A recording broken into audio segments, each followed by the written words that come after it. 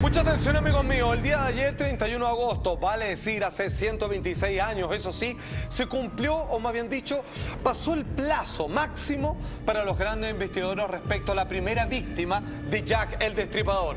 Comenzaron a salir nuevas teorías respecto a quién sería realmente este asesino, que descarnadamente le desprendía órganos a sus víctimas. 5 en total, amigos míos. ¿Cómo se llama esa primera víctima, por favor? La vamos a ver de inmediato. Su nombre es Marian Nichols.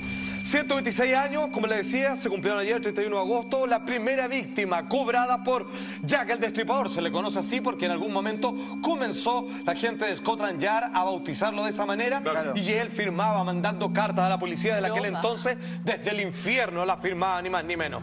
La mujer fue encontrada, la foto legítima de aquella época, descuartizada. Le faltaban algunos dientes, producto de algún posible golpe en su mandíbula. Y eso sería solo el comienzo, el primer ensayo de una larga lista de horrores aplicados a las mujeres, todas ellas prostitutas, que este hombre comenzó a través de un bisturí, como entendemos y como se sabe, sacándole partes de su cuerpo en una especie de ritual satánico que poco a poco vamos a entender por qué tenía que ser de esta manera. Y que mantenía a la sociedad, perdón, de aquel entonces con una tensión y un nervio y un susto espantoso. Las noches de Londres no eran seguras nunca más. Oye, pero ¿ha habido alguna teoría más sobre especulándose que incluso podía haber sido una mujer que después se desechó? Sí, señorita, porque la última teoría de la cual ya vamos a estar hablando es la mano de una mujer. La última teoría de quién podría ser realmente el autor de tales horrorosos crímenes. Mucha atención. Tenemos la tumba de la primera víctima. Ayer, como les decía, se cumplieron 126 años. Finalmente se accedió a colocar una lápida.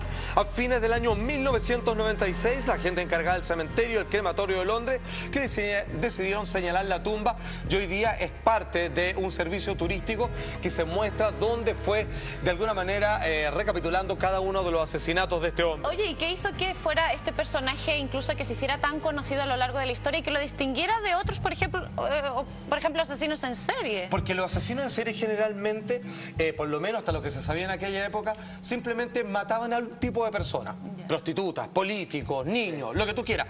Pero él no se encargaba solo de eso, sino que encerrado y durante toda la noche accedía a un ritual donde, como te decía, le sacaba ciertos órganos y todos los demás. No había uso sexual, simplemente las ganas de convertir el cuerpo humano en un templo para que él practicase todos estos horrores. Mucha atención, Jack el Destripador, por favor. Jack el Destripador cometió varios crímenes, pero nunca fue capturado. El asesino en serie más famoso del mundo cometió sus crímenes a finales del siglo XIX en las calles de Londres. A lo largo de 3 meses acabó con las vidas de al menos 5 mujeres. Pero se cree que pudieron ser hasta 11. Después, el asesino se llevaba los órganos internos como trofeos. La policía buscaba a una persona con conocimientos de anatomía y de prácticas quirúrgicas. Aquel asesino había sido capaz de extraer los órganos limpiamente en la oscuridad. Los asesinatos conmocionaron a los británicos y al mundo entero. Fue el primer asesino en serie conocido internacionalmente. Su nombre, Jack el Destripador, le hizo muy popular.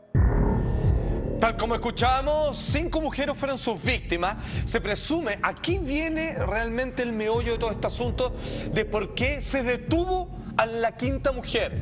Porque en realidad estaba buscando una persona y estas 5 mujeres, al parecer, estaban dentro de un pool de posibles víctimas y que una vez que ya tiene todas, digamos, completamente asesinadas, decide finalmente detenerse, puesto que no lo movía una actitud psicópata, sino más bien una especie de ritual oculto producto de algunas logias de la época a la cual pertenecía. Se presume que una de ellas estaba embarazada del heredero a la corona británica. Vale decir, insisto, 5 mujeres, prostitutas. El príncipe, el heredero de la corona, se disfrazaba de cualquier civil, salía en las noches de juerga y al parecer estaba relativamente enamorada de una. La deja embarazada, la corona sabe de esto y no encuentra nada mejor. Todo esto sí lo indica, de que contrata a alguien o se sirve de alguien para que vaya a buscar a estas mujeres. Eran 5 las sospechosas y finalmente, exactamente, las mata tratando de encontrar de alguna manera aquella que podría cargar con el heredero a la corona. Por eso, cuando son 5, se detiene. Claro. ¿Y esto no puede implicar que a lo mejor esos asesinatos estuvieran relacionados con la misma corona británica? por el hecho de que fuera la última una mujer embarazada posiblemente de un heredero de la misma corona? Exactamente, o sea, no podía quedar alguien de la familia o en parte de un heredero del entonces príncipe que estaba postulando al trono y que de alguna manera iba a tener un hijo fuera, digamos, de lo que el matrimonio, me habían dicho que las líderes, ellos esperaban con quién se debiera unir realmente. Mucha atención, amigos míos, estamos llevando este tema porque el día de ayer, domingo, se cumplieron 126 años de la primera víctima que cobró Jack el Destripador. 5 en total. Estamos un poco tratando de entender por qué se provoca esto, por qué este psicópata insaciable, imparable, indetenible, cuando llega la quinta mujer decide y desaparece en el mapa y no vuelve nunca más a asesinar, porque al parecer detrás de esto, más que una obsesión, tenía una misión, que era deshacerse de aquella posible prostituta que en su vientre llevaba el heredero a la corona. Atención, una de las cosas que no cuajan en esto, comenzaron a llegar cartas, tanto a periódicos como a gente de Scotland Yard o a la policía de aquel momento, donde eran firmados por el supuesto autor. Atención con esto, por favor, tenemos el apoyo de la carta. Ahí estamos viendo la carta que está dirigida, la primera, a un destinatario completamente desconocido, asignado con el término boss, vale decir el jefe, a quien corresponda, pero dirigida al mandamás de este periódico, que bien podría ser el director de la Agencia Central de Noticias de Londres y posteriormente sería al jefe de policía de aquella época. Como pueden ver, está escrita con tinta roja, simulando, digamos, un acto sanguinoliento, y tiene varias faltas de ortografía que se desdice de alguna manera o se separa de la idea de que supuestamente el asesino tenía claros conocimientos de medicina, o sea, una persona que, digamos, era un universitario, un profesional, y que incluso se encontró en las víctimas algunos pequeños racimos de uva, como que le engatusaba a las mujeres con eso, algo que solamente estaba destinado a personas con un alto poder, digamos, de dinero. Atención, amigos míos, lo que decía en parte esa carta, que fue enviada el 25 de septiembre del año 1888, odio a las putas y no dejaré de destriparlas hasta que me harte. El último fue un trabajo grandioso, no le di tiempo a la señora ni de chillar. ¿Cómo me atraparán ahora? Posteriormente, no conforme con esto, comienza, como te decía, a mandar a la policía cartas de los cuales él firmaba y que da de alguna manera autoría al cómic de Alan Moore, Desde el Infierno. Así es como él los colocaba. Te habla de un tipo que te da un perfil psicológico, te dice un tipo que tiene un tremendo ego, un tipo que disfruta lo que hace. Un dominador, un doblegador, se jacta de la categoría de su trabajo, de alguna manera. Y exacto, él piensa que está haciendo un arte. Claro. Está armando una puesta en escena. Lo hace para que después sea descubierto, que alguien valorice su trabajo, lo que sabe, su conocimiento del cuerpo humano. O que al menos se acerque. ¿No es verdad? Que se acerque lo más posible y de ahí volver a zafar. Tener esa adrenalina del que está a punto de ser pillado. Sí, tiene toda la razón. Ahora, ¿cuál era el modus operandi? Pregunta que ha salido acá en distintas ocasiones. ¿Cómo él se acercaba a las víctimas y luego de qué manera las descuartizaba? Atención. El mito alrededor del destripador ha crecido en base a las mutilaciones. Pero contrariamente a lo que se cree, no era así como las asesinaba. Primero las estrangulaba. Sé que es muy difícil estrangular a alguien con las manos. Si hablamos del proceso de la asfixia, sí, requiere tiempo y fuerza. Pero se cercioraba de sus muertes cortándoles la garganta.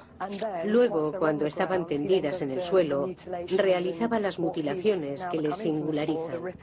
Exactamente. Esta última fase es, según Laura, el objetivo del destripador. Revela cuáles son sus fantasías.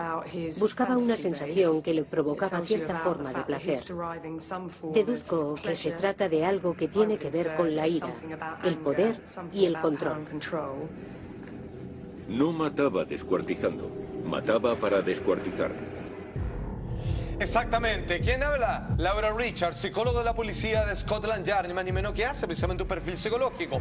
Cuando las víctimas estaban en el suelo, realizaba las mutilaciones, de los cuales se tomaba todo el tiempo del mundo, excepto una que al parecer fue sorprendido a mitad de camino por la policía y la dejó ahí a medio camino, tal cual. Buscaba una sensación que le provocaba placer. Deduzco que se trata de algo con la ira, el poder y el control. Un clásico psicópata. Ahora, ¿quiénes son los sospechosos a lo largo de la historia de estar detrás del personaje Jack el Destripador? El primero sería el príncipe Ahí está, viendo la fotografía, Alberto Víctor, nieto de la monarca reinante, la reina Victoria del Reino Unido. Era habitual de los bares frecuentados por las prostitutas asesinadas. En algún momento se involucró con una de ellas. Se dice que incluso le gustó en demasiado una de ellas. Incluso hubo como una especie casi como de matrimonio secreto entre ellos, y portando la vida de este príncipe en su vientre. Finalmente eso disparó la alarma. Finalmente él, tratando de reparar el tremendo daño que había hecho, al parecer mató a la mujer. Ahora la pregunta, si él sabe con quién se metió, sabe quién está esperando un hijo, ¿por qué no mató solo a ella? Porque tenía un círculo estrecho de amigas y no pudo dejar ningún testigo. Ahí es donde las 5 víctimas completan el paisaje de todos aquellos que dominaban este secreto. Teoría muy agradable para la prensa de la época. Exactamente. Ahora, ¿de qué? Sobre todo la británica. Exactamente. Ahí estamos viendo la fotografía de Mary Jane Kelly, que es la asesinada. La conoció a ella una modesta empleada católica. Ambos tuvieron un romance y finalmente se casaron en esta ceremonia secreta, donde fue testigo la amiga Annie Mary Jane Kelly, la asesinada, por supuesto. Ambos tuvieron esta hija, por lo que el príncipe podría finalmente, a pedido de los mandamás en la época, sus parientes, digamos, que claramente le recriminaban todo esto, él mismo terminó limpiando la basura que había dejado. Pero tiene más sentido de repente que él hubiese matado primero a la afectada, a la embarazada y después a la amiga. No sé si tiene tanto sentido este Es que parece caso. que hubo un chantaje anteriormente. Creo que pensaban contarlo. Entonces, finalmente tenía que ver los asesinatos en el orden particular con quién se encontraba primero, cuando la encontraba de manera aislada, porque al parecer eran considerados como clientes, por eso no había resistencia. De alguna manera las mujeres engañadas se dormían y finalmente las mutilaba. Y el que por siempre fue considerado el principal sospechoso, por favor, es William. Ahí está, Whitey-Galls. Las 5 prostitutas que intentaron chantajear a la corona británica al conocer esta futura hija que iba a tener, digamos, el entonces príncipe, el médico oficial de la Casa Real, o sea, el médico de cabecera de los poderosos de entonces, le tocaría cumplir el encargo de terminar a todas las chantajistas, incluso a la propia mujer que portaba con la herencia a la corona. Y esto se le suma que este hombre era masón. De hecho, Alan Moore, que escribió el cómic, entendamos cómic, no lo veamos como un rasgo menor dentro de las investigaciones, porque Alan Moore es realmente un exquisito a la hora de indagar respecto a cómo reescribe la historia a partir de su obra en novela gráfica. Él se da cuenta de que este hombre tenía, ¿cierto?, un dejo de locura por todos estos ritos masónicos, y que él se sentía cumpliendo con un deber al matar a estas personas en pos de que la corona saliera libre de polvo y paja. Con este tendría sentido lo de los cortes, lo de las incisiones, el cómo su forma de operar. Exactamente. Pero, y la falta de ortografía serían una pista para despistarnos finalmente. Hubo otra cosa, algunos decían que se servía del cochero, que por eso él lo invitaba a participar, y el tipo que no tenía ni idea hacía cortes muy poco limpios en las víctimas. Pero atención, como dijimos al comienzo, esta última gran teoría a partir de este libro, que se llama La mano de una mujer, ¿cierto? Verdadera, quizás autoría de Jack el Destripador, sería Lizzie Williams. ¿Quién es Lizzie Williams? La mujer. La esposa del médico que acabamos de ver. Atención, señor, la fotografía de esta mujer está ahí. Lizzie Williams, la esposa del Dr. Gold, ¿cierto? Una de las señas de identidad del Destripador es hacer gala de su apodo, extirpando determinadas vísceras del cuerpo de las víctimas, entre ellas el útero. Ahora, ¿por qué? Mira qué locura. Lizzie podría haber sabido la información necesaria para saber dónde está cada órgano corporal a propósito de su marido.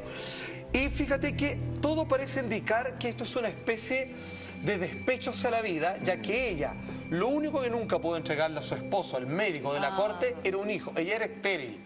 Y de alguna manera el hecho de hacer este ritual acompañado de este trastorno psicológico, esta psicopatía, finalmente combinó ambas proezas para vengarse de todas estas mujeres que además sabían del problema que había con el heredero a la corona. Pero gana tanta lógica sabiendo que para una mujer poder asesinar a otra con tanta fuerza como lo hacía Jack el Destripador, ¿pudiera llegar realmente a ser una mujer la que lo hiciera? Es lo que postula esta última teoría respecto a tratar de combinar de cuáles son las diferencias entre cómo operaba un médico real y cómo a veces no era constante en el tiempo respecto a sus asesinatos.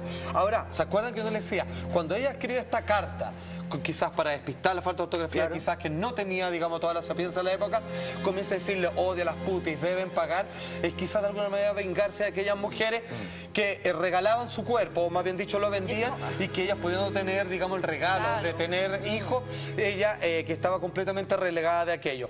¿Qué es lo que dice? Parte este libro escrito a propósito de esta nueva teoría. John Morris, autor libro Jack el Destripador, la mano de una mujer.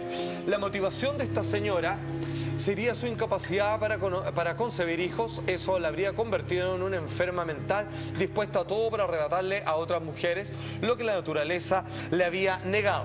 Es simplemente una nueva hipótesis que se suma a las tantas que hay. De todas maneras, yo sigo creyendo que el aspecto ritualesco que tenían los asesinatos, que finalmente se detiene, y con la exquisitez con la que con un bisturí asesinaba a las mismas, y los conocimientos de anatomía es demasiado perfecto en la mayoría de los casos, yo sigo creyendo que es más que esta mujer, finalmente es el médico el que está detrás de todo esto, una persona fácil de convencer, precisamente porque él tenía este sentido del deber con una mezcla esotérica y por otra parte ofreciendo sus servicios profesionales para la alta corona, amigos míos. Sin embargo, hasta el día de hoy, un verdadero misterio, y hoy día llamo a este tema porque se cumplieron 126 años de la primera víctima de Jack el Destripador. Muy bueno.